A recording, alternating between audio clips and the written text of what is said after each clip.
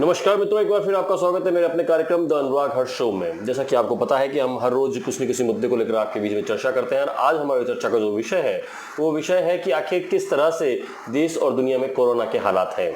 अभी आज की हालात में अगर देखा जाए तो हिंदुस्तान में यानी भारत में कुल 46,711 केस जो है वो कोरोना पॉजिटिव के आ चुके हैं, यानी कुल इतने कोरोना संक्रमित लोग हैं 46,711 ये हालात हैं आज 5 मई शाम को 7:30 बजे के आसपास के। उसी तरह से इनमें से कुल 13,161 लोग जो हैं वो रिकवर हो चुके हैं, ठीक हो चुके हैं, अपने घर जा चुके हैं, यानी कि वो बिल्कुल तंदुरुस्त हैं, उनको कोई किसी तरह का कोई कोरोना अब नहीं रह गया है। इसी तरह से कुल 1583 यानी 1583 लोगों का जो है इस कोरोना के संक्रमण में उनकी डेथ हो गई है। और मैं तो ये कहूँगा कि एक ऐसी अनजानी बीमारी से वो लोग शहीद हो गए हैं। आने वाले वक्त में शायद ये स्थितियाँ अभी आंकड़े जो है वो हर पल हर मिनट बदलते जा रहे हैं, तो अब जिस समय आप मेरा ये वीडियो देख रहे होंगे उस समय शायद ये आंकड़े बहुत ज़्यादा बढ़ चुके होंगे। राजस्थान की अगर हम हालात करें तो राजस्थान में इस समय कुल जो सैंपल्स जो लिए गए हैं, राजस्थान में 1,34,987 लोगों के कुल सैंपल चेक किए गए, उसमें 1,28,000 लोगों के सैंपल नेगेटिव आए। लेकिन जो चिंताजनक स्थिति है वो ये है कि 3,000 से ज़्यादा लोगों के सैंपल पॉजिटिव आ चुके हैं और उसमें भी जो लोग क्योर्ड हुए यानी जो सही हो गए, जो रिकवर हो चुके हैं वो लोग हैं कुल 1,464 और रिपोर्ट जो एवेटेड है वो 3,000 लोगों की या 3,500 लोगों की रिपोर्ट अभी भी एवेटेड है। तो कहीं न कहीं ये मानना चाहिए कि कुल राजस्थान में जो हालात हैं उसके ऊपर एक समीक्षात्मक चर्चा मैं आप लोगों के बीच में करना चाहता हूँ। राजस्थान में जो 3,000 पेशेंट हैं उसमें अकेले जयपुर में 1,000 से ज़्यादा पेशेंट जो है आ चुके हैं। अभी के हालात अगर देखे जाए तो 1,041 यानी 1041 पेशेंट जो है वो अकेले जयपुर में है। और जयपुर को जो जिला पछाड़ रहा है, जो जयपुर को जो जिला इस महामारी में जो मात देने की कोशिश कर रहा है और बहुत दुखद स्थिति से मात देने की कोशिश कर रहा है वो है जोधपुर। जोधपुर में इस समय 744 पेशेंट हो चुके हैं और बहुत तेज गति से जोधपुर में पेशेंट्स बढ़ते जा रहे हैं। अगर आप देखें तो आज सुबह की जो अभी तक की जो रिपोर्ट आई उसमें 23 पेशेंट जोधपुर से आ चुके हैं। सुबह जो रिपोर्ट जारी हुई उसमें 4 या 5 पेशेंट थे, लेकिन उसके बाद में 19 पेशेंट एक रिपोर्ट में साथ में आए और ये संख्या लगातार बढ़ती जा रही है। अभी रात को 9 बजे फिर रिपोर्ट आएगी तो उसमें फिर ये संख्या बढ़कर सामने आ सकती है। तो ये सोचने का विषय है कि आखिर क्या कारण है। अब राजस्थान में जिन जिलों ने 100 से ऊपर का आंकड़ा प्राप्त किया उनका नाम मैं आपको बता देता हूँ। अजमेर में 173, भरतपुर में 115, आपके कोटा में 221 मरीज अब तक हो चुके हैं, नागौर में 119, टोंक में 136 पेशेंट अब तक आ चुके हैं। कहीं न कहीं मैं एक सवाल जो है वो आप लोगों के बीच में उठाना चाहता हूं कि कहीं न कहीं कोई ऐसा कारण है जिसके कारण ये संख्या लगातार बढ़ती जा रही है। बहुत सावधानी बरती गई थी। राजस्थान पहला ऐसा राज्य था जिसने लॉकडाउन की घोषणा की थी। राजस्थान पहला ऐसा राज्य है जिसने टेस्ट जो है बहुत तेज गति से बढ़ाए थे, लेकिन इसके बावजूद भी अभी तक पूरी तरह से स्थिति नियंत्रण में नहीं आ पाई है। इसके लिए कौन दोषी है? क्या राज्य सरकार दोषी है? क्या इसके लिए हमारी पब्लिक जो है वो दोषी है या कहीं न कहीं हमारे व्यवस्था में कहीं न कहीं कोई कमी है? मैं जहां तक समझ पा रहा हूं इन केसेस में ये तो नहीं कहता कि पूरे 3,000 केसेस इसका कारण है, लेकिन कुछ केसेस जो बढ़े हैं उसका एक कारण हमारे जो क्वारंटाइन सेंटर्स जो हैं उनके हालात भी हैं। क्वारंटाइन सेंटर्स को दरअसल शुरू में ऐसे बनाया गया जैसे कि वो कोई जेल हो, वहाँ पे लोगों को जाने के बाद इस तरह का माहौल वहाँ पे मिला कि उनका कोई धनी दोरी नहीं था, उनको कोई पूछने वाला नहीं था।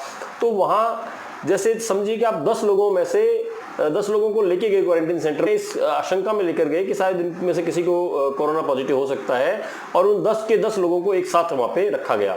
जब आप एक साथ लोगों को वहाँ पे रख रहा है तो हो सकता है 10 में से एक ही कोरोना पॉजिटिव हो, लेकिन बाद में वो लोग बदलते गए, बढ़ते गए वो लोग। इस तरह के बहुत सारे वीडियो आपने देखे हो तो सामने आए थे। हालांकि गंगानगर में एक भी पेशेंट नहीं आया पहले, अब तो हालांकि एक पेशेंट वहाँ पे बताया जा रहा है, लेकिन एक महिला जो वहाँ ट्रेवल कर रही थी एम्बुलेंस के जरिए एक जगह से दूसरी जगह उसको शिफ्ट किया जा रहा था, तब उसने बताया कि हम में से कौन कोरोना पॉजिटिव है हमें नहीं पता है, लेकिन हम सब साथ रह रहे हैं तो अगर हम में से एक भी अगर कोई है तो हम सब कोरोना पॉजिटिव हो जाएंगे।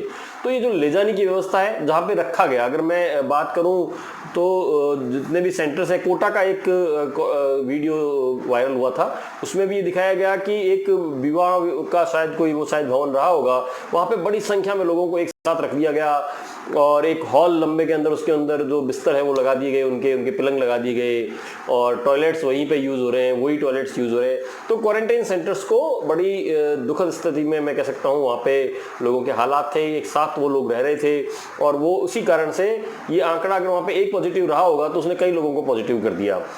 जो लोग आप देख रहे होंगे इसमें जो बच्चों की संख्या आ रही है, बच्चे भी उन क्वारंटाइन सेंटर्स में साथ में गए, वहाँ पे उन बच्चों को भी क्वारंटाइन हुआ। छोटे छोटे बच्चे, 2-2 महीने के बच्चे, 20 दिन के एक बच्चे को, एक नवजात, नागौर में तो एक नवजात बच्चे को भी कोरोना संक्रमित पाया गया। तो ये जो स्थितियाँ थी ये कहीं न कहीं मेरे को लगता है चिंताजनक रही। सरकार को इस विषय के ऊपर सोचना चाहिए। दूसरा मुद्दा अगर मैं बताऊं तो अजमेर में भी ऐसे ही हालात थे। अजमेर में जहाँ पे लोगों को रखा गया था, पिछले दिनों एक चर्चा के अंदर जो साथ में चर्चा कर रहे थे जी राजस्थान पर, तो वहाँ पे वासुदेव देवनानी जी ने भी बताया कि लोगों को एक साथ रखा जा रहा है, उनका जो रहने का जो व्यवस्था जो उनकी की गई है वो सही नहीं है, इस कारण भी कोरोना पॉजिटिव केसेस बढ़ रहे हैं। एक दूसरी बात और मैं आप लोगों के साथ करना चाहता हूँ, वो ये है कि जो संख्या सामने आ रही है, क्या ये हकीकत है? एक बात कही गई कि जो 3000 अगर केस आए हैं तो क्या 3000 ही है, या सरकार इसमें कुछ छिपा रही है? क्या सरकार इसमें कोई कमी बेशी कर रही है, कुछ आंकड़ों के साथ कुछ खेल कर रही है? क्या ऐसा कुछ है? इस मुद्दे को लेकर भी लोगों के बीच में एक बहस, एक चर्चा का विषय है। तो मेरा जहाँ तक मानना है कि सरकार, मेरे को नहीं लगता है कि कहीं कहीं केसेस को रोका जा रहा है, कहीं छिपाया जा रहा है, क्योंकि नियमित रूप से जो राजस्थान के अतिरिक्त मुख्य सचिव जो है वो नियमित रूप से रोज सुबह 9 बजे, दोपहर में 2 बजे और फिर रात को 9 बजे उनका एक जो राजस्थान के जो जर्नलिस्ट हैं उनके ग्रुप में लगातार उनके मैसेजेस आते हैं। मैं भी उस ग्रुप से जुड़ा हुआ हूँ। हम लगातार देखते हैं कि उस ग्रुप में लोगों को लगातार जानकारी दी जा रही है, उनको बताया जा रहा है कि किस तरह से केसेस बढ़े हैं, किस तरह की डेथ्स बढ़ी हैं, तो सारे अपडेट्स आ रहे हैं उसमें। तो मेरे को नहीं लगता है, लेकिन कहीं न कहीं जांच कम होने की जो बात कही जा रही है, सब जांचें कम हो रही है, खासकर जयपुर के रामगंज में जो है वो जांच कम की जा रही है, इस तरह की बात है। तो मैं आपको बता देना चाहता हूँ, जयपुर में अभी तक जो केसेस हैं उसमें जयपुर में कुल 30,000 लोगों की जांच अब तक की जा चुकी है। 30,000 जयपुर में, मतलब प्रदेश में अगर सर्वाधिक अगर जांच की बात कहूँ तो वो जयपुर में हुई है, उसके बाद जोधपुर में हुई है। जोधपुर में अब तक 24,000 लोगों की जांच हो चुकी है। जांच से मेरा मतलब स्क्रीनिंग से नहीं है, स्क्रीनिंग तो बहुत ज़्यादा लोगों की हुई है, लेकिन जांच जो है वो उसका आशा ये है कि बाकायदा उनका सलाइवा लिया गया है, उनकी जांच रिपोर्ट लैब में गई है, वहाँ से रिपोर्ट होके आई है। तो ये वो लोग हैं जिनकी जांच हो रही है, और जिन लोगों की जांच सिर्फ स्क्रीनिंग हुई है वो आंकड़ा बहुत लंबा है।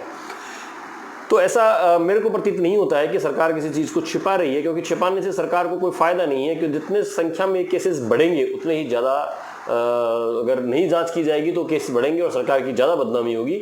इसलिए मेरे को नहीं लगता कि जांचों को छिपाया जा रहा है। हालांकि कुछ क्षेत्रों में लोगों के विरोध के बाद शायद जांच कम हुई है। वहाँ पे जयपुर में कुछ ऐसे एरियाज हैं जहाँ पे लोगों ने जांच का ही विरोध किया। इवन कुछ जनप्रतिनिधि भी उनके समर्थन में आ गए कि साहब आप जांच मत कीजिए, बहुत ज़्यादा स्थिति खराब होगी तब हम जांच से करवा लेंगे, होम क्वारंटाइन हो जाते हैं, हम होम आइसोलेट हो जाते हैं। तो वो बहुत दबाव के बाद हो सकता है कि कुछ क्षेत्रों में जयपुर में ऐसा किया गया कि वहाँ पे लोगों की जांचें बढ़ाने के बजाय उनको उनके घर में ही रख दिया गया। तो ये जो हालात अभी जो बनने जा रहे हैं उसको लेके ऐसा प्रतीत होता है कि आने वाले कुछ समय में राजस्थान में कम से कम हालात नियंत्रण में आने वाले नहीं हैं। जो आज एक घोषणा बड़ी हुई केंद्र सरकार की तरफ से, जो मानव संसाधन मंत्री है उन्होंने घोषणा की कि एग्ज़ाम जो है वो लिए जाएंगे, यानी नीट के एग्ज़ाम जिसमें करीब 12 से 13 लाख लोग बैठ रहे हैं, जेईई के एग्ज़ाम जिसमें भी काफ़ी संख्या में लोग बैठ रहे हैं, उन दोनों के एग्ज़ाम सरकार ने लेने की घोषणा कर दी है। जुलाई में ये एग्ज़ाम हो रहे हैं। 18 से 23 जुलाई तक तो जेईई के जो एग्ज़ाम हैं वो होंगे, और उसके बाद 26 जुलाई को नीट के एग्ज़ाम होंगे, फिर अगस्त में जेईई मेंस के एग्ज़ाम होंगे। कुछ इस तरह का कार्यक्रम जारी किया अधिकृत तौर पर। आप एनटीए की साइट पे देखें, राज्य सरकार की साइट पे देखें, सेंट्रल गवर्नमेंट की साइट के ऊपर देखें। कहने का मतलब है कि सरकार कहीं न कहीं ये समझ रही है कि शायद जुलाई में जाके हम इन सब स्थितियों पे नियंत्रण कर सकते हैं। तो मेरे को ऐसा भी प्रतीत होता है कि आने वाले वक्त में हो सकता है कि जुलाई अगस्त तक जाके कुछ स्थितियां नॉर्मल हो। जो राजस्थान बोर्ड और सीबीएसई बोर्ड की जो परीक्षा है शायद वो भी आयोजित होनी शुरू हो जाए। तो मेरा आज का ये बुलेटिन मैं यहीं संपन्न करता हूँ। जो मेन मुद्दे थे वो मैंने आपको बताने के लिए यहाँ पर हाजिर हुआ। धन्यवाद। जय हिंद। अपना ध्यान रखें। मेरे इस चैनल को आप सब्सक्राइब करें। Thank you.